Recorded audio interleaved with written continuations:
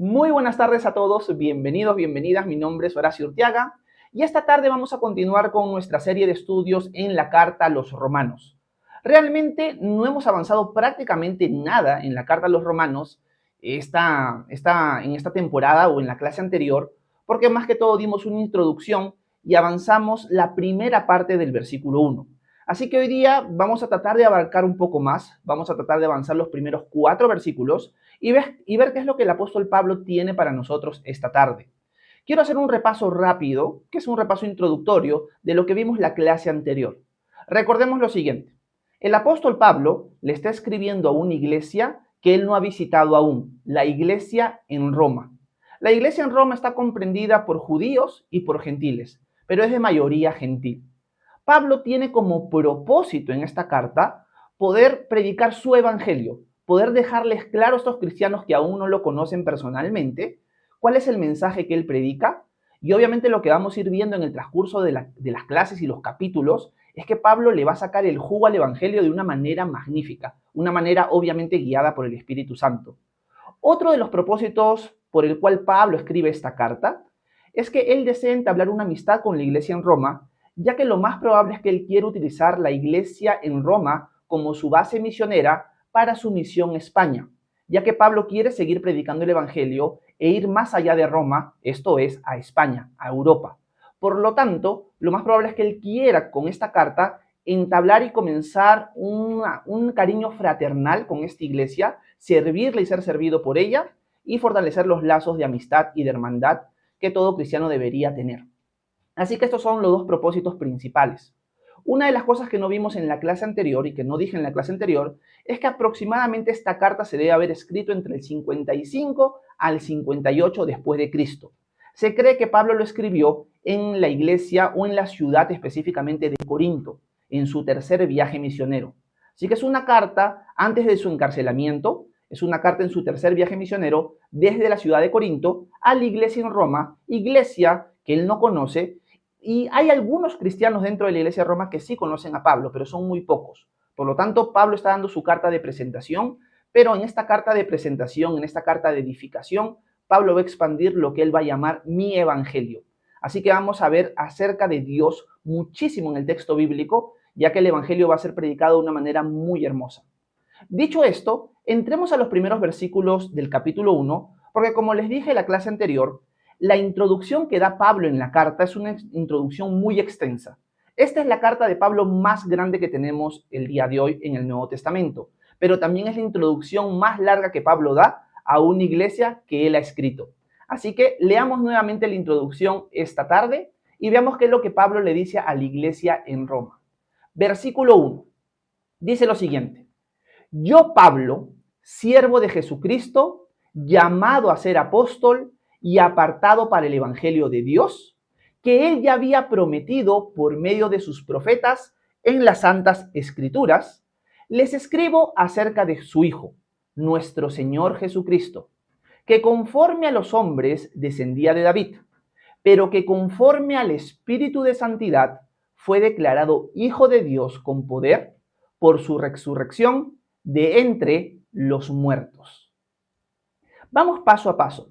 Nosotros en la clase anterior abarcamos la primera parte del versículo 1, donde Pablo se introduce él mismo en la carta. Esto era parte común de los saludos, parte común de la introducción de la carta, pero él extiende un poco más su identidad. Él es Pablo, siervo de Jesucristo, esclavo de Jesucristo, llamado apóstol, alguien que Dios llamó y le dio el don de apóstol, pero también separado para el evangelio de Dios. Esa tercera descripción no la analizamos la clase anterior. Pablo ya dijo que él es un esclavo de Cristo, un apóstol, pero también ahora está dejando claro que él es alguien que ha sido apartado por Dios para compartir su evangelio, o sea, el evangelio de Dios mismo. Y Pablo agrega que este evangelio de Dios es algo que ya estaba anunciado en las Sagradas Escrituras. Así que lo que Pablo está diciendo es: Dios me ha apartado a mí para anunciar sus buenas nuevas, porque eso es lo que significa evangelio. Y evangelio significan buenas noticias. Y estas buenas noticias no son inventadas del hombre, sino que provienen de Dios. Por lo tanto, Pablo está diciendo: yo he sido separado por Dios para anunciar estas buenas noticias, y estas buenas noticias, hermanos en Roma, no son algo nuevo, algo que yo me he inventado, sino algo que ya estaba anunciado desde el Antiguo Testamento, desde las escrituras que tenemos. Acá hay una cosa importante que aclarar. Para el pueblo de Israel en el Antiguo Testamento, las buenas nuevas siempre simbolizaban o siempre apuntaban a la restauración de Israel, al reinado del Mesías, del rey davídico, y también a la resurrección de entre los muertos. Por lo tanto, siempre que encontramos en el Antiguo Testamento las buenas noticias, las buenas nuevas, siempre tienen un enfoque de restauración de la nación de Israel, del reinado del Mesías como parte central y también de la resurrección de entre los muertos. Pero quiero aplicar algo aquí para nosotros esta tarde, y es lo siguiente, que Pablo está diciendo, el mensaje que yo estoy compartiendo, el mensaje que Dios me designó a mí compartir, no es algo que yo me he inventado, no es algo nuevo, novedoso, sino es algo que ya estaba anunciado por los profetas. Y aquí con profetas se está refiriendo a todo el Antiguo Testamento. Esto era algo que ya se había anunciado en los profetas. Recordemos esto, la iglesia primitiva tenía como Biblia el Antiguo Testamento. El Nuevo Testamento aún no había sido escrito, recién se estaba escribiendo. Por lo tanto, la escritura que ellos usaban no era el Nuevo Testamento, era el Antiguo Testamento. ¿Por qué hago énfasis en esto? Porque hoy en día en muchas iglesias locales se enfatiza mucho, pero mucho, el estudio del Nuevo Testamento y se deja de lado todo estudio del Antiguo Testamento. Al punto que hay maestros que se han levantado el día de hoy que dicen que el Antiguo Testamento ya no es necesario. En el tiempo del apóstol Pablo, la única Biblia que tenía la iglesia era el Antiguo Testamento. Y el Antiguo Testamento confirmaba lo que Pablo iba anunciando, porque la venida del Mesías, Jesús, Hijo de Dios, Dios hecho hombre, que vino a morir por nuestros pecados, que fue sepultado, que resucitó al tercer día, que establecerá su reino, eran promesas que ya habían sido cumplidas en parte en el tiempo de Pablo, pero que estaban anunciadas en los profetas, que estaban anunciadas en el Antiguo Testamento. Por lo tanto, lección para nosotros esta mañana. El Antiguo Testamento es muy importante para nosotros. No podemos desecharlo como muchos maestros lo hacen el día de hoy. ¿Conoces el Antiguo Testamento? ¿Estudias el Antiguo Testamento? Creo que ustedes, los que pueden haberme acompañado en el estudio de Génesis y en el estudio de Éxodo, pueden decir de que estos estudios, aunque son en el Antiguo Testamento, han sido muy ricos para nosotros. Hemos conocido más a Dios, hemos visto cómo su plan de salvación se ha ido desarrollando, hemos visto sombras de Jesús en el Antiguo Testamento que apuntaban a su realización, a su crucifixión, a su persona, y hemos sido enriquecidos al leer el Antiguo Testamento. Por lo tanto, el Antiguo Testamento no es algo que deberíamos desechar, sino es algo rico, es la palabra de Dios que confirma todo lo que nosotros hemos visto en la persona de Jesús, en su vida, muerte y resurrección. El cumplimiento de las profecías está en el Antiguo Testamento. Así que el Antiguo Testamento es bueno y edificante para nosotros. No lo dejemos de lado y no caigamos en el error de muchos maestros que dicen el día de hoy que ahora solo deberíamos enfocarnos en el Nuevo. Yo creo que por culpa de no enfocarnos en el Antiguo Testamento y no estudiarlo a profundidad, hemos caído en muchos errores teológicos. Y quiero compartir con ustedes algunos textos bíblicos que Pablo cita, que Pablo dice, mejor dicho, con respecto a la importancia del Antiguo Testamento para nosotros. Quiero compartirles un texto en Primera de Corintios. En Primera de Corintios, Pablo da varios ejemplos de la nación de Israel en el desierto y cómo ellos cayeron bajo pecado, fueron tentados, etcétera, etcétera. Y cuando da todos estos ejemplos bíblicos, Pablo termina diciendo que estas historias son importantes para nosotros. ¿Por qué? Lo voy a poner en pantalla. Versículo 11 del capítulo 10 de Primera de Corintios dice lo siguiente. Todo esto les sucedió a la nación de Israel como ejemplo y quedó escrito como advertencia para nosotros, los que vivimos en los últimos tiempos. Me encanta porque Pablo dice, esto quedó como ejemplo y como advertencia para nosotros que vivimos en los últimos tiempos. Desde la venida de Jesús, su muerte y resurrección en adelante, ya estamos en los últimos tiempos. En el tiempo de Pablo ya estábamos en los últimos tiempos, hoy estamos en los últimos tiempos. Y Pablo dice, todo lo que se escribió acerca de Israel, por ejemplo, se escribió para nuestra advertencia, se escribió para nuestra edificación. Por lo tanto, qué importante es volver al Antiguo Testamento, conocer más a Dios a través de esos textos y poder aprender qué cosas podemos imitar y qué cosas debemos dejar de lado, qué cosas debemos de cuidarnos. Eso es parte de la instrucción del Antiguo Testamento. En la misma carta a los romanos, pero cuando lleguemos al capítulo 15, vamos a ver que Pablo va a volver a utilizar esta misma idea en el versículo 4. Miren lo que Pablo dice en Romanos 15, 4. Las cosas que antes se escribieron para nuestra enseñanza, a fin de que tengamos esperanza por medio de la paciencia y la consolación de las Escrituras. Me encanta este texto porque este texto nos muestra que la Escritura es para nuestra consolación, es para nuestra esperanza, es para nuestra edificación.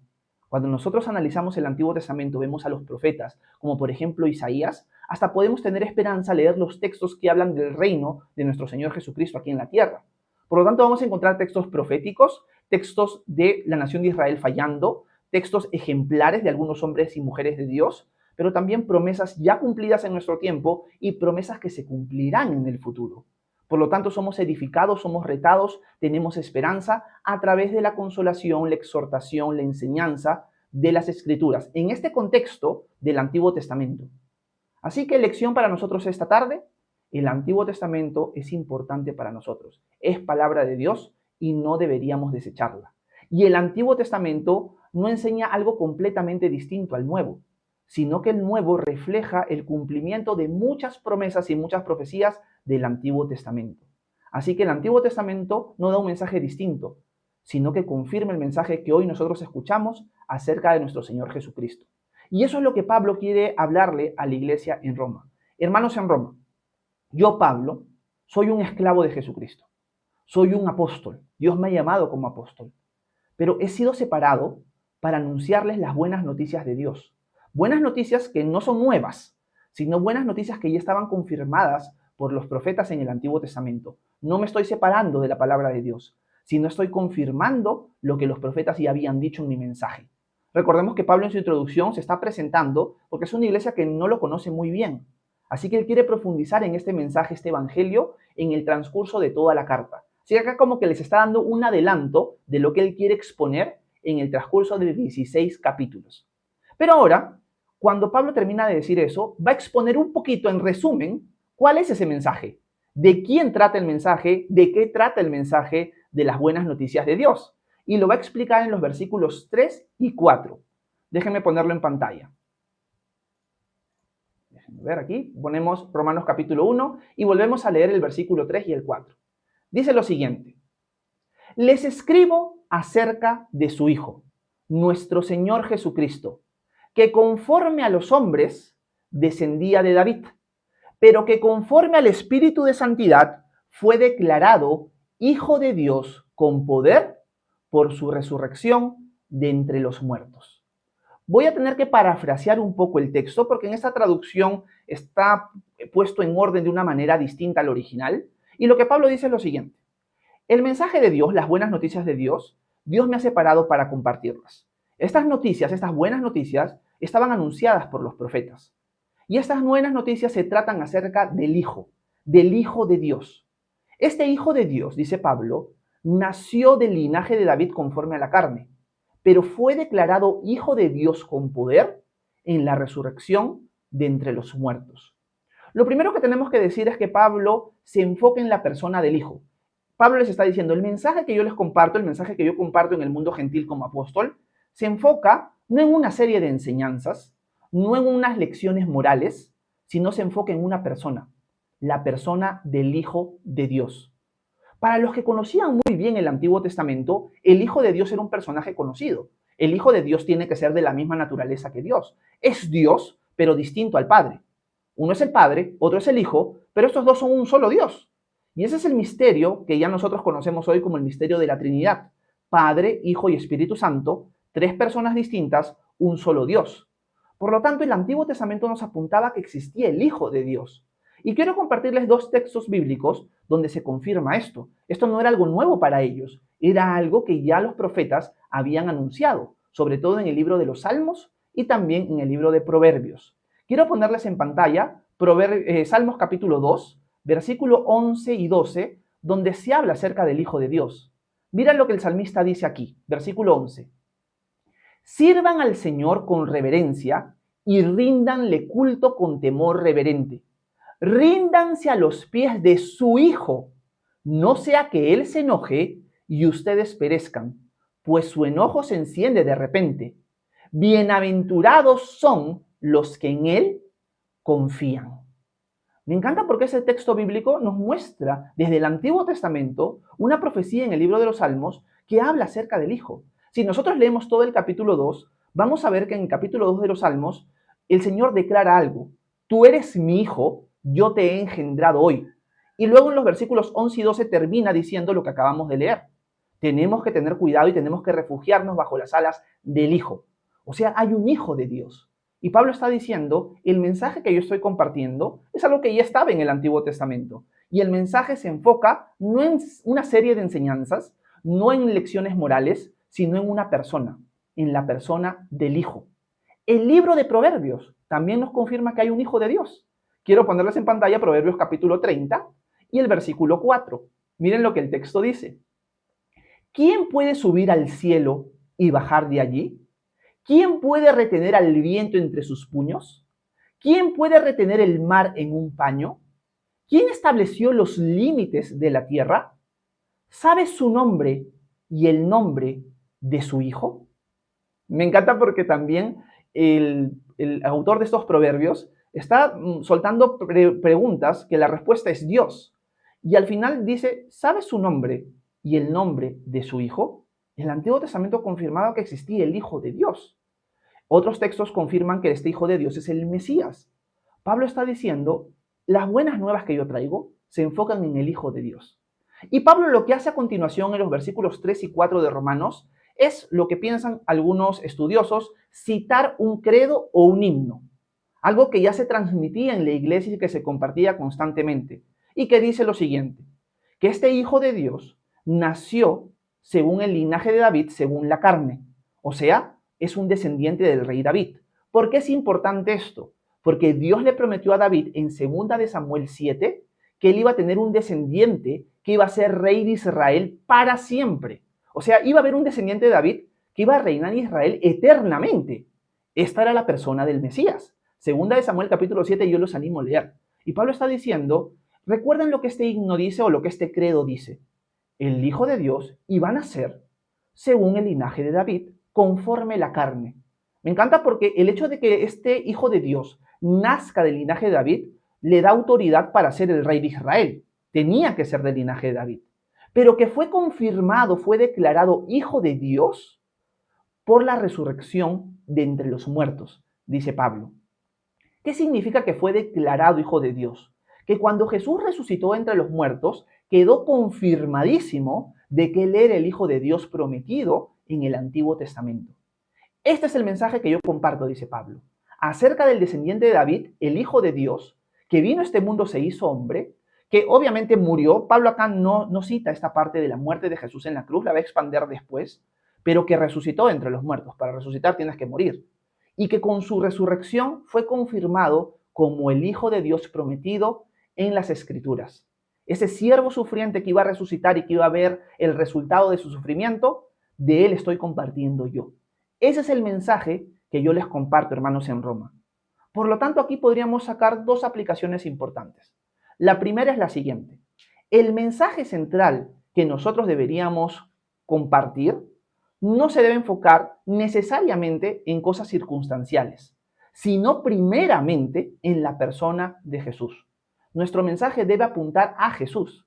Yo conozco muchas personas que son cristianas y que cuando tienen la oportunidad de compartir con alguien, conversan y critican y los animan a tomar decisiones que son circunstanciales, que si las toman o no, igual no van a ser salvas por eso. Y dejan de lado lo más importante, la persona de Jesús. Conozco personas que están más interesadas si estás en convivencia o en matrimonio que en si tú realmente le has entregado tu vida a Jesús. Y su conversación, su crítica, su predicación va a girar en torno a eso. Va a girar así, eres alguien casado o conviviente, y no en si tú te has arrepentido de tus pecados y has puesto tu fe en Jesús. Pablo nos está enseñando algo importante. Cuando se te abre la puerta para compartir el mensaje, recuerda que el mensaje no se trata de buenas obras, recuerda que el mensaje no se trata de leyes morales, ni de detalles técnicos de la doctrina, sino de una persona, la persona de Jesús. A partir de ahí, lo demás va a fluir, lo demás va a aumentar en conocimiento. Vamos a ser renovados en el espíritu de nuestra mente. Pero mientras dejemos de lado la persona de Jesús, porque el mensaje es acerca del Hijo, vamos a estar errando en el blanco. El mensaje central que nosotros deberíamos compartir se enfoca en la persona de Jesús, quien nos amó tanto que vino a este mundo y se hizo hombre para morir en nuestro lugar simplemente porque nos ama. En esto muestra su amor Dios para con nosotros, va a decir Pablo en el capítulo 5 de Romanos, en que aún siendo pecadores, Cristo vino y murió por nosotros. Fue sepultado y al tercer día resucitó entre los muertos, demostrándonos que Él realmente era Dios, que Él realmente era el Hijo de Dios prometido. Él venció a la muerte y Él nos da vida eterna y perdón de pecados a todos los que creemos en Él. Él es nuestro Señor Jesucristo. Así que no salgamos del enfoque o no nos desenfoquemos de una manera más sencilla. Enfoquémonos en compartir y en mirar diariamente a la persona de Jesús. Y otra cosa que me viene a la mente para terminar es que también esto nos ayuda a comprender lo que ha dicho el apóstol Pablo, que el mensaje de salvación en el Antiguo Testamento o la forma de salvación en el Antiguo Testamento es exactamente igual en el Nuevo. Hay personas que he escuchado muchas veces que dicen, no, la gente en el Antiguo Testamento se salvaba por obras, pero hoy en el Nuevo Testamento se salvan por fe, por la fe en Jesús. La respuesta que Pablo nos daría en este texto es, no es así. Las buenas nuevas que yo doy de la salvación por medio de la persona de Jesús, por medio de la fe en Él, es un mensaje que ya estaba anunciado en el Antiguo Testamento. La salvación siempre ha sido por fe. Obviamente en el Antiguo Testamento todavía no conocían a la persona de Jesús, pero miraban apuntando hacia ese momento, cuando viniera el Cordero de Dios que quita el pecado del mundo. Por eso Pablo en el capítulo 4, me estoy adelantando, cuando expanda mejor el Evangelio, va a utilizar el ejemplo de Abraham. Abraham, en el libro de Génesis, le creyó a Dios y eso le fue contado como justicia, va a decir Pablo. O sea que desde el Antiguo Testamento la salvación siempre fue por medio de la fe. Pregunta para terminar. ¿Has puesto tu confianza en Jesús como tu Dios y Salvador? ¿Has depositado tu fe en Él? ¿Te has arrepentido de tus pecados y has decidido seguirlo? Ese es el mensaje que nosotros compartimos. Perdón y salvación por la obra de Jesús por nosotros, por amor en la cruz. Si tú te arrepientes y pones tu fe en Jesús hoy, vas a tener perdón de pecados y vida eterna. De eso se trata el mensaje, de una persona, no de leyes, no de normas morales, sino de una persona, la persona de Jesús. Y no tenemos que movernos de ahí. Así que ese es el pequeño devocional que quería compartir con ustedes esta mañana. Hemos avanzado en los primeros 4 versículos. Y Pablo ahora, en los siguientes versículos, todavía en su introducción, no hemos acabado la introducción, va a soltar algunos detalles que también quiero aplicar el día de mañana con ustedes mientras los leemos. Así que espero que este tiempo haya sido de edificación para ustedes. Si tienen alguna pregunta, alguna duda, algún comentario, por favor, háganmelo saber, que con gusto voy a intentar responder sus preguntas a continuación. Muchas gracias por su atención. Que Dios los bendiga a cada uno de ustedes. Bueno, gracias a todos los que han estado presentes en este pequeño devocional. Espero que haya podido aclarar estos versículos. Hay algunos detalles que quizás me he saltado por falta de tiempo, pero ahora vamos a pasar un tiempo de preguntas y respuestas. Si tienen dudas sobre Dios, sobre el cristianismo, sobre la Biblia, me la dejan en la sección de comentarios para intentar responder sus inquietudes, de lo que hemos leído o de otras cosas que ustedes puedan tener inquietudes.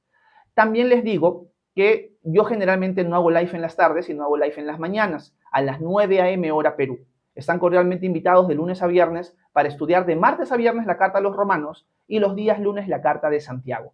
Así que están cordialmente invitados y bueno, voy a subir para leer sus saludos y poder conversar con ustedes. Espero que se haya podido ver bien y no haya habido mucho lag, mucho retraso en el video, que en la mañana tuvimos problemas técnicos y por eso he tenido que volver a hacer el live hoy en la tarde. Así que déjenme ver.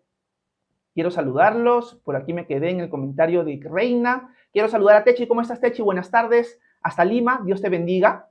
Quiero saludar a Eduardo Aguirre. ¿Cómo estás, Eduardo? Un abrazote. Dios te bendiga. Déjenme seguir leyendo algunos comentarios más. Cintia R. dice, ¿por qué Dios enviaba a tomar posición de tierras y mataban a mucha gente, a Josué, a David?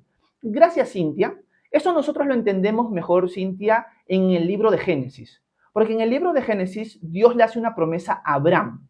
A partir del capítulo 12 de Génesis, nos enfocamos en la persona de Abraham. Y la persona de Abraham recibe varias promesas de Dios y varias indicaciones de Dios. Dios le va a prometer a Abraham lo que se conoce como la tierra prometida. Pero la pregunta es, ¿por qué Abraham no recibe la tierra prometida por herencia? Porque Dios le dice a Abraham que la maldad del cananeo y el amorreo aún no ha llegado a su colmo. ¿Qué significa eso, Cintia? Que Dios va a desalojar a los amorreos, a los cananeos, a los hititas, a los fereceos, a los jebuseos, etcétera, etcétera, porque ellos eran pueblos malvados. Pero Dios estaba dándole chance a estas naciones para que se arrepintieran. Pero la maldad todavía no había llegado a su colmo. Llega el momento en la historia de Israel cuando la maldad de estas naciones ya llega a su colmo y Dios utiliza a la nación de Israel como instrumento de justicia. Pero ¿por qué Dios mandó atacar a estas naciones? Por su maldad.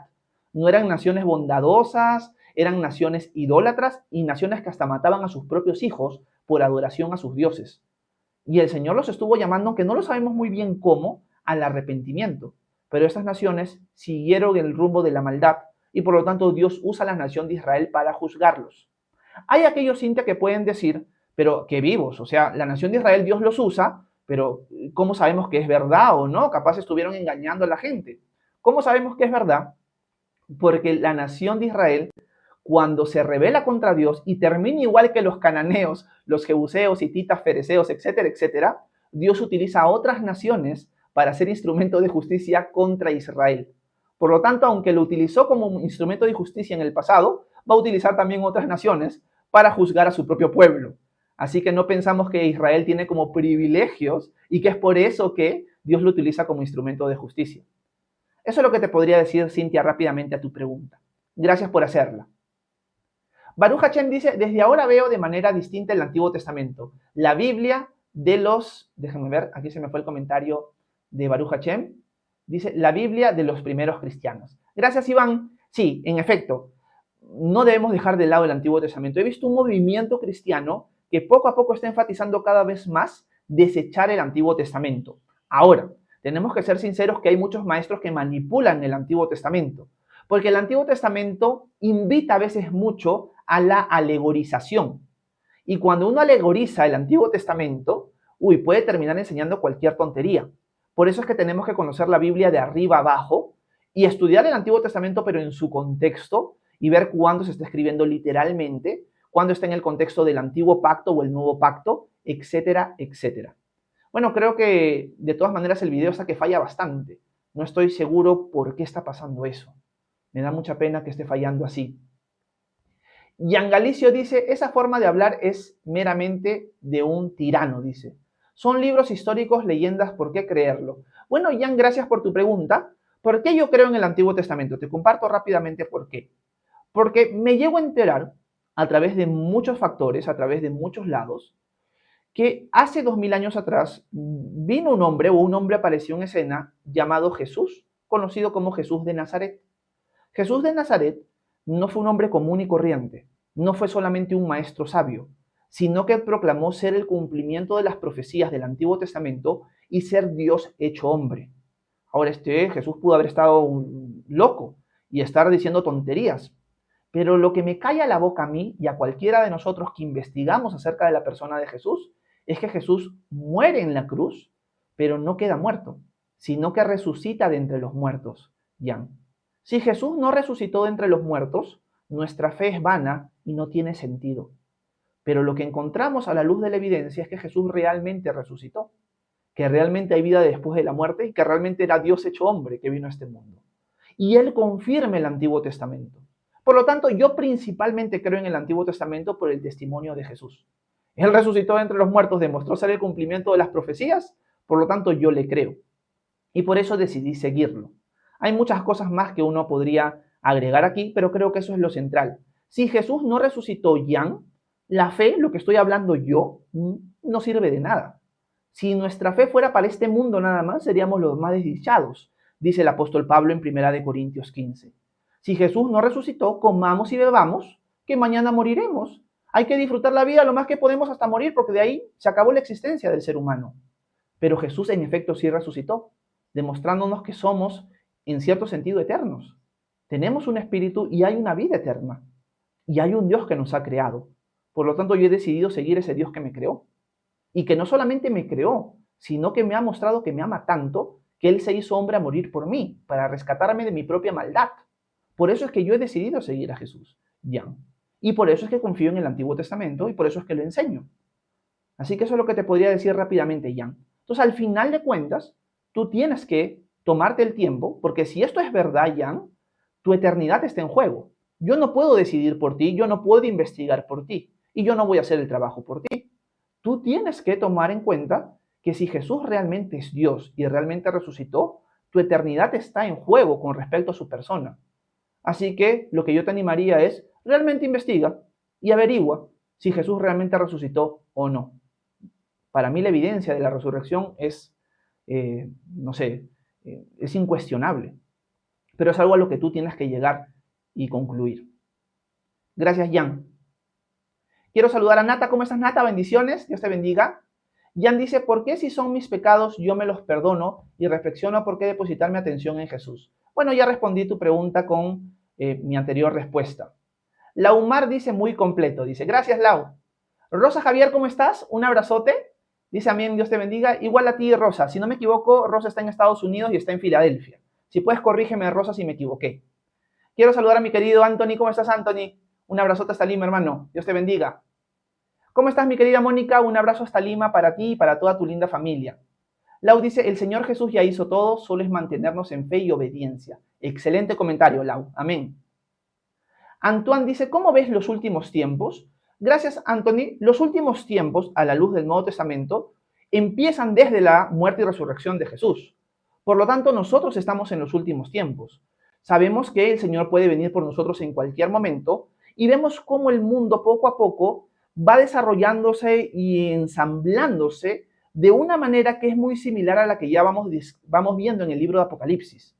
Por lo tanto, poco a poco vemos cómo el mundo se está ordenando de una manera donde hasta la tecnología que nosotros encontramos en el libro de Apocalipsis ya la vemos plasmada hoy en nuestra cultura. ¿Eso significa que Jesús podría venir a reinar hoy? La respuesta es no. Hay muchas cosas que aún no pasan y que tienen que pasar. Pero, según entiendo la escritura yo, Anthony, Jesús puede venir por su iglesia hoy y llevarnos y sacarnos de este lugar, para luego, como lo explican varios textos del Antiguo y Nuevo Testamento, empezar el tiempo de la ira de Dios, cuando Dios va a retribuir la maldad del hombre en este mundo. Eso se conoce como el día del Señor, para luego, después de un periodo de tiempo, regresar con nosotros a reinar esta tierra. Esa es la forma en la que experimento y veo los últimos tiempos. Así que puede ser que el Señor esté pronto por venir, puede ser que no. Hay muchas cosas que no sabemos si van a pasar o no. Gracias, Anthony. Reina dice, sí, se vio y se oyó bien. Qué bueno, Reina. Gracias. Rosa Javier dice, pastor, le pregunté el otro día sobre si Bezabel es un género o abarca a ambos géneros. Disculpe que le vuelva a preguntar, pero me entró una llamada y no pude ver la respuesta. Ok, Rosa. Espero que sigas por acá para no volverte a responder la misma pregunta otra vez por las puras, pero si estás por aquí, espero que le puedas escuchar.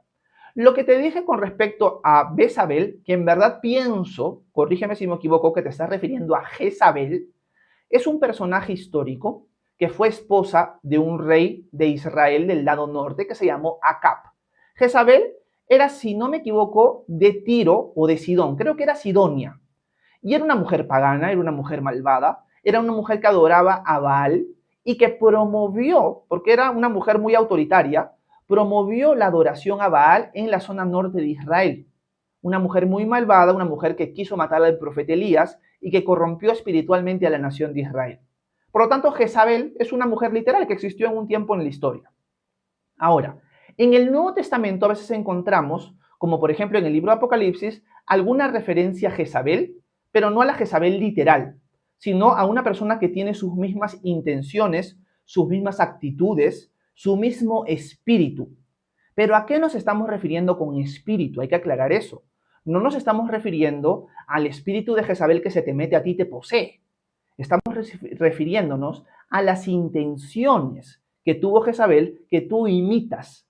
O sea, si yo tengo un espíritu de cólera, no es que se me ha metido un espíritu que me hace enojar, sino que yo tengo intenciones en mi ser de tener cólera. Yo soy alguien colérico. Una de las formas en la cual nosotros lo diríamos hoy es que tú eres colérico. En el mundo antiguo se hubiera dicho, tú tienes un espíritu de cólera. O sea, tú tienes un espíritu iracundo. No significa que se te metió un espíritu, sino que tienes características de acción iracundas. Por lo tanto, cuando hablamos del espíritu de Jezabel, no estamos hablando de un espíritu que se te mete y te posee. Al cristiano, un espíritu no lo puede poseer. ¿Por qué un espíritu no puede poseer a un cristiano? Porque el Espíritu Santo ya posee al cristiano o ya ha poseído al cristiano. O sea, si yo soy discípulo de Jesús real, el Espíritu Santo mora en mí y donde está Dios no puede habitar el mal. Por lo tanto, nosotros los cristianos no podemos ser poseídos por un espíritu. Entonces, ¿a qué se refiere esta forma de hablar? Se refiere a una persona que tiene las intenciones, que tiene las características que tuvo esa mujer histórica, Jezabel, en el tiempo del Antiguo Testamento. Por ejemplo, podemos ver que Juan el Bautista vino en el espíritu de Elías.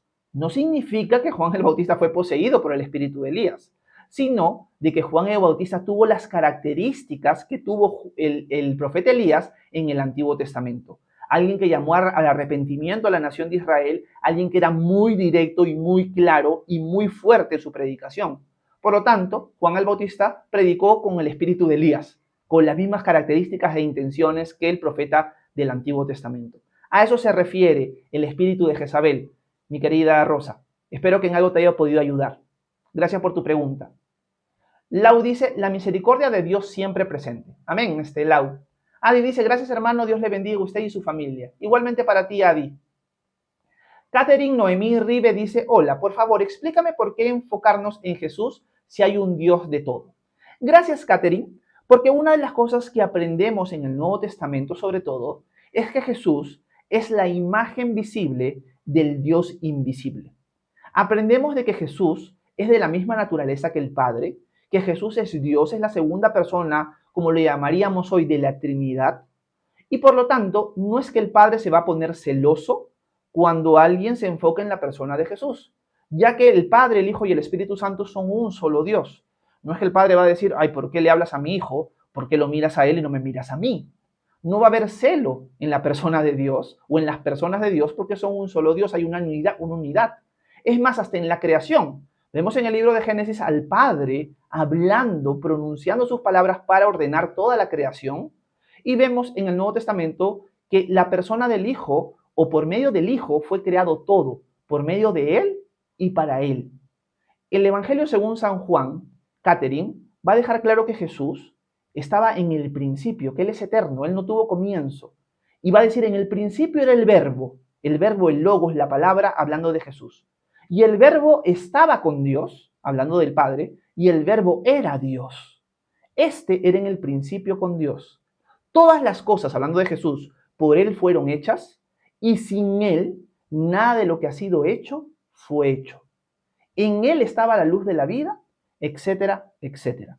Por lo tanto, la persona del Hijo nos lleva al Padre. Así que no hay celo y no está mal acercarnos a la persona de Jesús para tener comunión con Dios. Aprendemos también en el Nuevo Testamento que Jesús es nuestro mediador entre Dios y los hombres, Jesucristo hombre, porque Él se encarnó, Él se hizo hombre para poder ser nuestro representante y poder mediar entre Dios y nosotros, ya que nuestro pecado nos había separado del Padre. Así que es el mediador que es Dios al mismo tiempo. Así que esas son razones, Catherine, por la cual podemos apuntar a la persona de Jesús, adorarlo a Él, y no es que el Padre se va a molestar ni nada por el estilo. Gracias, Catherine. Espero que en algo te haya podido aclarar un poco tu inquietud. Lau dice, Jesús es el camino, su ejemplo nos lleva al Padre. Amén, Lau. Déjeme ver. El Tucu Alejandro dice tal cual. ¿Cómo estás? Bienvenido. User dice, ¿por qué se debe ofrendar y pactar después de que Cristo resucitó? Ok, vamos a volver a leer esa pregunta, me parece interesante. ¿Por qué se debe ofrendar y pactar después que Cristo resucitó si Él pagó todo en la cruz? Gracias, User. Lo que te tengo que decir directamente es que eso de pactar suena medio extraño. Tienes que tener cuidado con eso. Si estás en una iglesia o has escuchado una enseñanza donde se muevan las personas a ofrendar y pactar como para agradar a Dios y se manipule eso, ten mucho cuidado. Quizás es una secta o una iglesia que está dirigida por un falso maestro o un maestro que se ha equivocado. Así que hay que tener cuidado con eso. ¿Qué aprendemos en el Nuevo Testamento? Con respecto al dinero, con respecto a dar. Bueno, creo que ya se me paralizó la pantalla, pero espero que me sigan escuchando. Voy a continuar un poquito hablando con User. Ya después de eso, quizás si no se arregla la pantalla, voy a terminar el live de esa manera. No sé qué está pasando con la cámara y con el internet. Creo que sí me escuchan, ¿verdad? Por favor, confírmenme en los comentarios. Ok. Voy a responder. Acá ya estoy nuevamente por aquí. Ok. Ya está, perfecto. Ok. Lo que encontramos en el Nuevo Testamento es lo siguiente.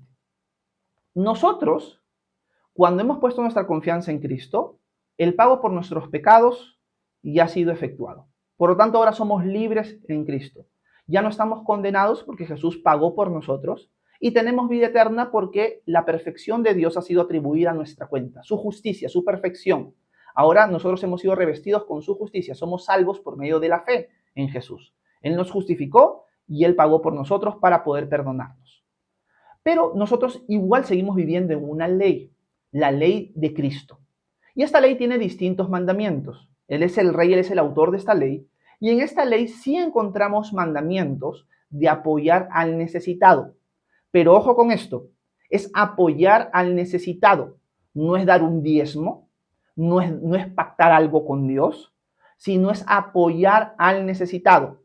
Y la palabra necesitado tiene un montón de aristas. Y aquí se puede abrir un abanico de opciones. Primeramente, el Nuevo Testamento nos enseña a ayudar al necesitado dentro de mi hogar. O sea, si yo tengo una mamá que es viuda, si yo tengo una familia que necesita, sea un abuelo, sea un padre, sea una madre, etcétera, etcétera, sea un hermano, mi llamado primeramente es apoyarlos a ellos. Luego de que yo he apoyado a ellos o que no hay necesidad en esta parte de mi familia, yo estoy llamado a ayudar a mis hermanos en la fe, a la familia de la fe. Esto puede incluir a mi hermano que se sienta conmigo en la iglesia, que está pasando necesidad, a pagar el local de la iglesia si es que alquilamos un local para reunirnos a adorar al Señor, apoyar a los maestros si es que hemos decidido voluntariamente como iglesia que nuestros pastores o nuestros maestros puedan dedicarse a tiempo completo y nosotros apoyarlos económicamente, pero es algo que van a hacer del corazón, no es por obligación, User. Por lo tanto, esa es la enseñanza del Nuevo Testamento. No estamos obligados a dar un diezmo a la iglesia local, no estamos obligados a pactar con Dios, sino estamos llamados por el mandamiento de Cristo bajo su ley a ayudar al necesitado. ¿Dónde encontramos este mandamiento expresado de una manera bien bonita?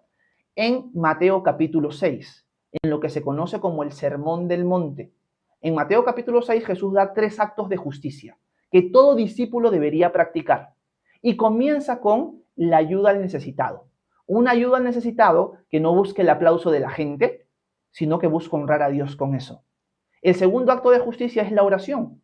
Nosotros como discípulos estamos llamados a tener vidas de oración. Y el tercer acto de justicia es el ayuno.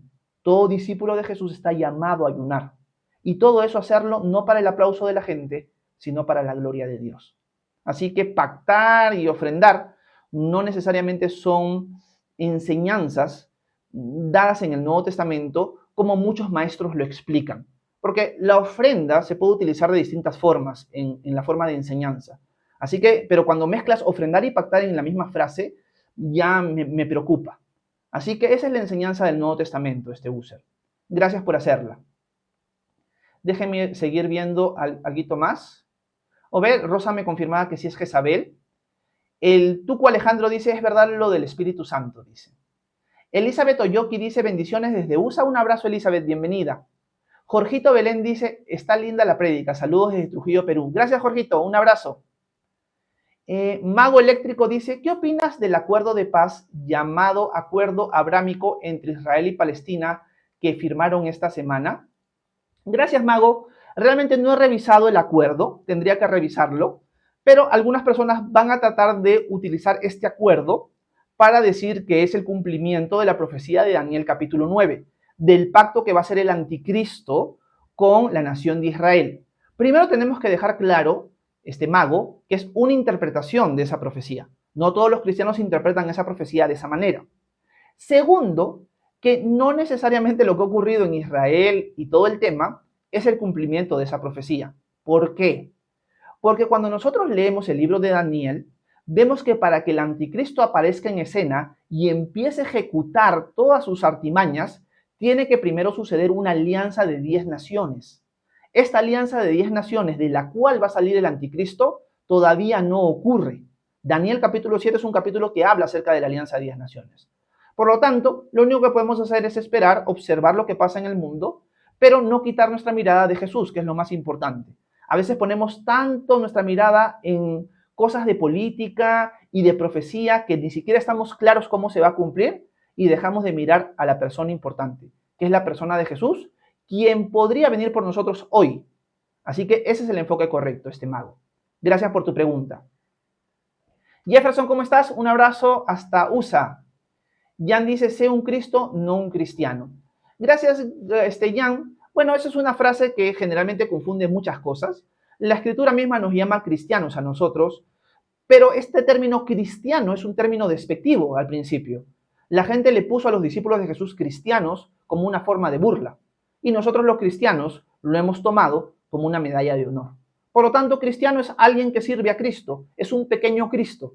Eso es ser un Cristo. Por lo tanto, hay una confusión aquí del término cristiano, según Leo, Jan. Pablo Jaramillo dice, ¿qué es la blasfemia contra el Espíritu Santo? La blasfemia contra el Espíritu Santo, Pablo, es una enseñanza que Jesús da en Mateo y en Marcos únicamente, en la cual la persona que le atribuye a Jesús poder demoníaco está a punto de cometer este pecado que no tiene perdón ni en este siglo ni en el venidero. ¿Qué significa esto?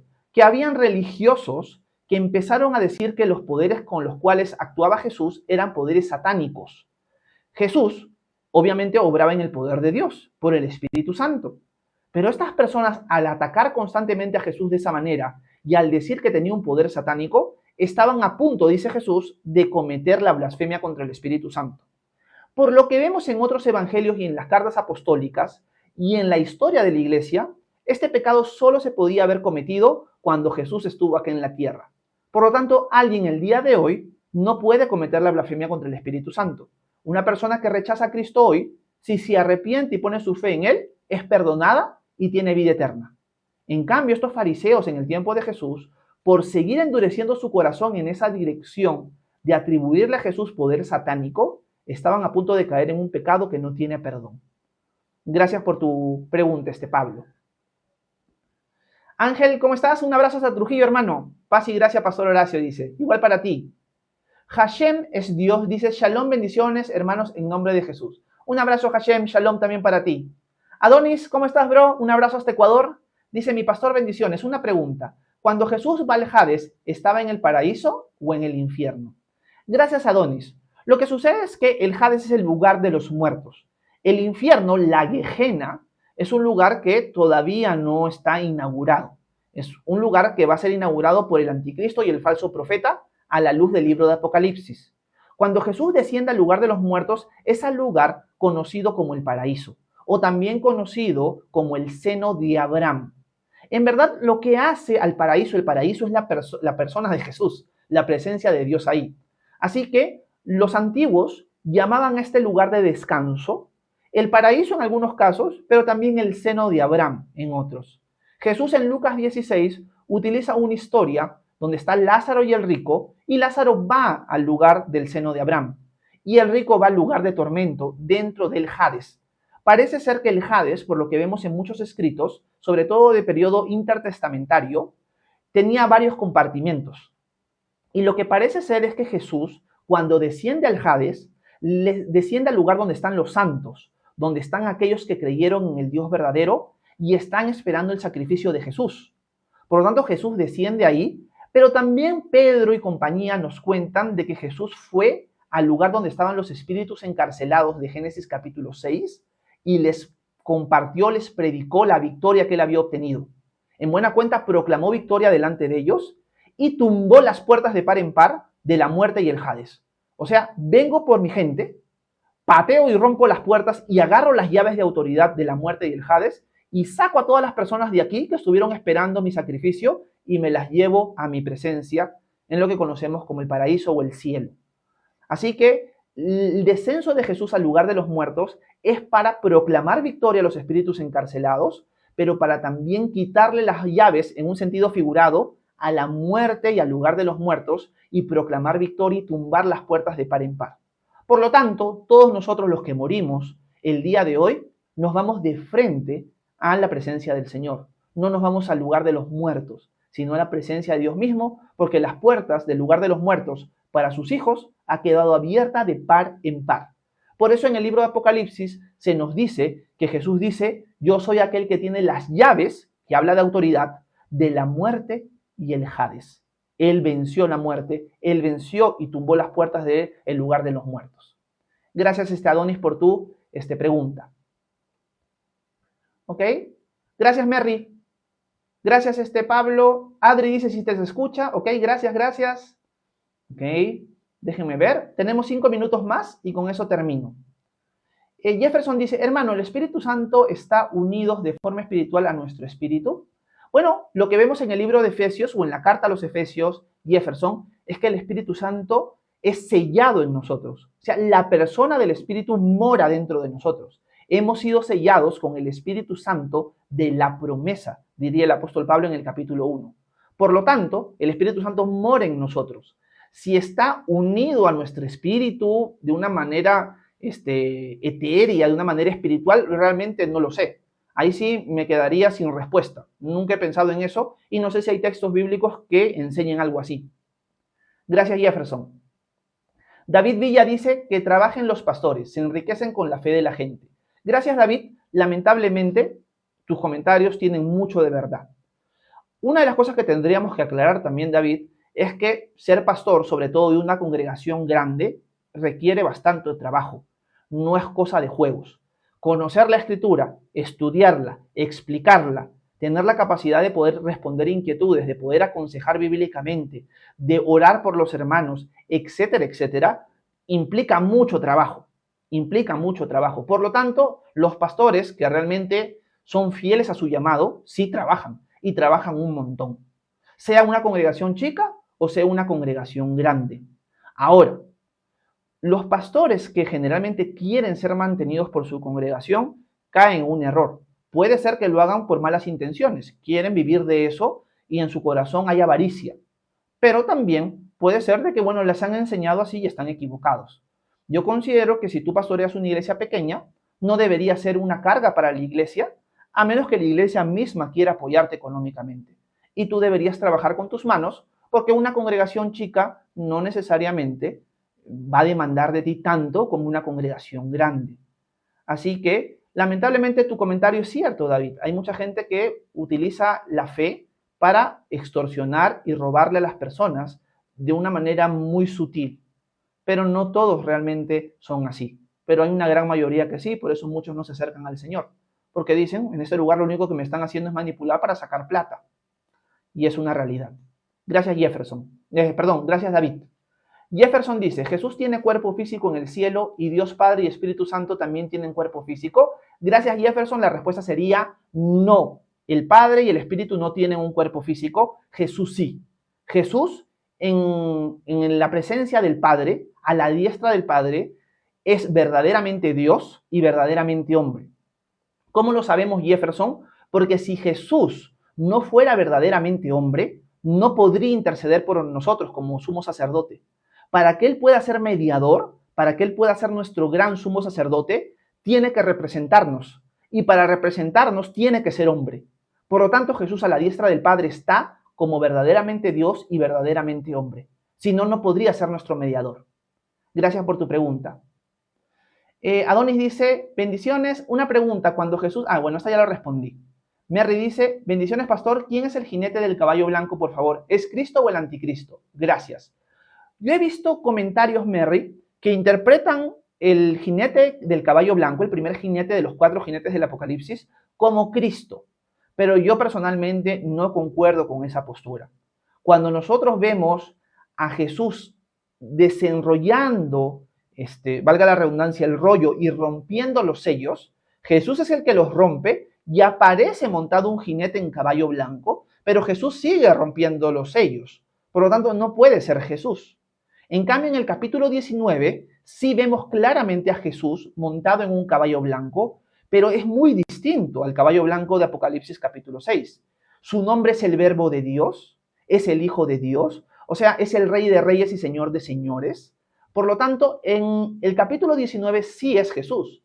En el capítulo 6, más bien parecería ser un movimiento espiritual de paz en ese periodo de ira. Noten esto, un periodo de ira que empieza con un periodo de paz. ¿Cómo es posible que un tiempo de ira, la ira de Dios, empiece con un periodo de paz? En 1 de Tesalonicenses 5, Pablo cuenta y adelanta que cuando empiece el día del Señor, la gente va a decir paz y seguridad. Y mientras la gente dice paz y seguridad, destrucción repentina les vendrá. Por lo tanto, aparentemente, si estoy interpretando bien el libro de Apocalipsis, el jinete del caballo blanco no es una persona, sino es un movimiento de paz que va a venir a la tierra cuando nosotros ya no estemos. La gente va a decir, por fin se largaron estos apestosos cristianos y ahora por fin tenemos paz en el mundo. Pero es una paz como una calma antes de la tormenta, que Dios va a permitir para decir, bueno, ustedes querían paz, les voy a mostrar la paz del hombre, la paz que Dios no da, una paz ficticia. Y esa paz luego se va a convertir en el jinete del caballo rojo, que va a traer guerras, muerte, va a aparecer el jinete de caballo pálido, el jinete de caballo negro, que van a traer un montón de destrucción y la tercera, cuarta parte de la tierra va a ser destruida. Por lo tanto, así interpreto yo, Merry, el jinete del caballo blanco de Apocalipsis capítulo 6. Gracias por tu pregunta. Termino con el comentario de Alejandra Salinas. Y con eso termino porque ya el tiempo me ganó. Alejandra Salinas dice, ¿qué piensas del sábado, el día de reposo? Lo que entiendo del Antiguo Testamento, Alejandra, es que el día de reposo fue un mandamiento que Dios le dio a la nación de Israel específicamente a partir del capítulo 18-19 del libro de Éxodo. En Éxodo encontramos que Dios le da mandamiento a la nación de Israel de descansar el día séptimo. Esto no era algo que la nación de Israel hizo en Egipto, al punto que cuando Dios les manda esto, la nación de Israel falla, no le creen a Dios y por lo tanto quiebran el mandamiento ni bien Dios se los da. Es un mandamiento que se repite inmediatamente cuando Dios firme el pacto con la nación de Israel en el famoso monte Sinaí, donde Dios da las 10 palabras. Y la cuarta palabra o el cuarto mandamiento es guardar el día de reposo. Por lo tanto, cuando Dios establece este pacto, que se conoce como el antiguo pacto, pacto de Moisés, en el monte Sinaí, Dios a partir de ahí, no antes, le da el mandamiento de guardar el día de reposo. Nosotros, en Jesús, estamos en un nuevo pacto. Y en ese nuevo pacto no tenemos el mandamiento de guardar el día de reposo. Sí lo tuvo la nación de Israel. Y el autor de Hebreos en el capítulo 3 y en el capítulo 4 va a decir que para nosotros nuestro reposo, el reposo físico de la nación de Israel era una sombra del reposo que ahora tenemos en Cristo Jesús. Porque Jesús es nuestro gran sumo sacerdote que, a diferencia de los sacerdotes en el antiguo pacto, se ha sentado a la diestra del Padre. Su obra ya está terminada. Ya no tiene que estar presentando sacrificios todos los días por él mismo y por los demás, sino que hizo una sola vez y para siempre su sacrificio perfecto. Y ahora se ha sentado a la diestra del Padre, hemos descansado de nuestras obras, hemos descansado en Cristo. Él es nuestro reposo.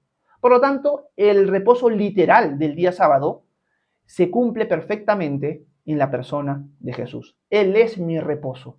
Yo ya no me tengo que esforzar de una manera sudosa e inalcanzable para alcanzar la justicia de Dios. Yo ahora he sido declarado justo por la fe en Jesús. Él hizo todo el trabajo. Así que el día de reposo fue algo muy importante dentro de la ley de Moisés. Es algo que ya no tenemos que guardar tal cual en el nuevo pacto, en la ley de Cristo. Gracias, Alejandra, por tu pregunta y espero que en algo te haya podido aclarar. Bueno, dicho esto, me despido. Gracias a todos los que estuvieron presentes. Como siempre, mañana continuamos nuestro estudio devocional a las 9 a.m. hora Perú para seguir estudiando el libro o la carta a los romanos. Están cordialmente invitados lunes a viernes, 9 a.m. hora Perú por este canal. Así que nos vemos mañana 9 a.m. para seguir avanzando los versículos adicionales de Romanos capítulo 1 y ver qué es lo que el Señor tiene para nosotros. Que tengan un excelente miércoles. Que Dios los bendiga. Nos vemos. Bye bye.